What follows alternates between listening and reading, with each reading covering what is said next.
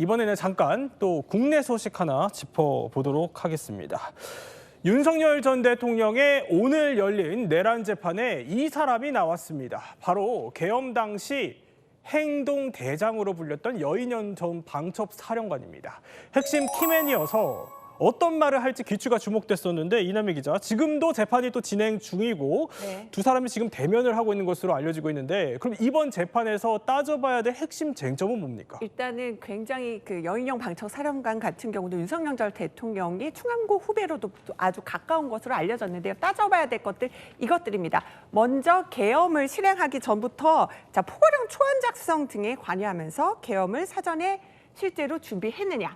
또 직접적으로 정치인들 14명, 여야 대표나 국회의장 등 다 체포, 그리고 또 가둘 곳, 구금할 장소를 알아보라고 지시했느냐. 이것도 따져봐야 될 대목이고요. 또 방첩사가 직접 병력을 국회에 투입했는데 이것도 어떻게 지시하게 됐는지 이런 점들을 따져보게 됩니다. 그렇군요. 그러면 이 얘기가 지금 들리고 있어요. 두 사람이 대면하기에 앞서 이제 오전 재판이 열렸었는데 여 전 사령관이 계엄과 관련해서 이런 증언을 했어요. 그러니까 윤 전 대통령 앞에서 나 무릎 꿇은 적 있다 이렇게 얘기를 했다던데 언제 왜 꿇은 거예요?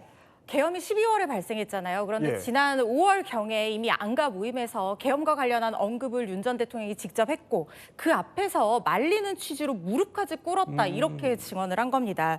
구체적으로 작년 5월부터 6월께 삼청동 안가에서 윤 전 대통령이 대공수사나 간첩수사 관련 어려움, 나라 걱정 이런 것들을 토로하면서 감정이 격해졌는데 그때 비상대권 조치다, 무슨 계엄이다 이런 얘기가 나왔다는 겁니다.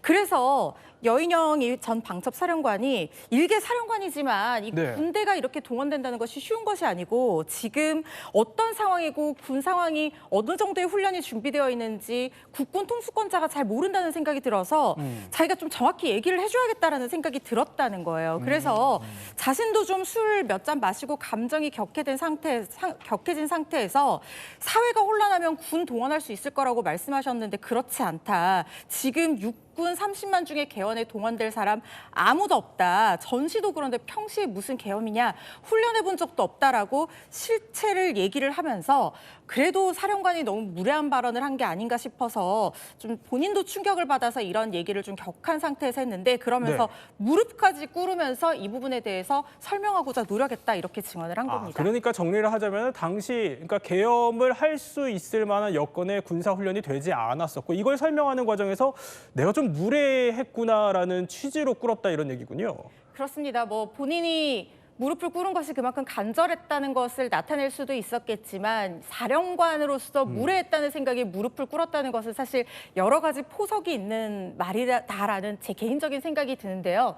일단 대통령 앞에서 자기가 의견을 강하게 개진할 수 없는 존재라는 점 그리고 대통령의 눈치를 보는 사령관의 신분이었다는 것을 충분히 인식하고 있었다는 점을 얘기를 해서 지금 자신이 관련되어 있는 재판에서 윤 전 대통령이 지시를 받고 체포조 명단을 방첩사 수사단과 그리고 홍장원 전 국정원 차장에게 전달했다라고 지금 본인은 주장을 하고 있는데 윤 전 대통령은 여인영 전 사령관이 자의적으로 알아서 그 명단을 불러준 것이다라고 얘기를 하고 있거든요. 그렇기 때문에 자신의 혐의와 관련해서 자신이 적극적으로 의견을 개진해서 그 체포조 명단을 만든 것이 아니라 윤 전 대통령이 지시를 받아서 어쩔 수 없이 행한 일이었다라는 점을 강조하는 차원에서 이런 얘기까지 한 것이 아닌가 싶습니다. 이제 윤 전 대통령과 여인영 전 사령관의 재판정 대면이 지금 이루어지고 있고 여기서 다뤄질 쟁점 중 하나는 허지은 변호사가 설명한 것처럼 14명 체포 명단입니다. 지난 재판에서는요 이런 설전이 오가기도 했었죠. 아니 이 자식이 이거 도대체 방첩사령관이라는 놈이 이거 수사에 시읒자도 모르고 이거 이놈이 아무리 야전통이라 그래도 어떻게 이런 놈이 방첩사령관 하나 그런 생각 좀 들었죠. 그러면 여인영 사령관이 독자적인 판단으로 14명의 정치인이나 이런 사람들을 체포하려고 시도한 겁니까? 피고인 부하에게 책임을 전가하시는 건 아니죠?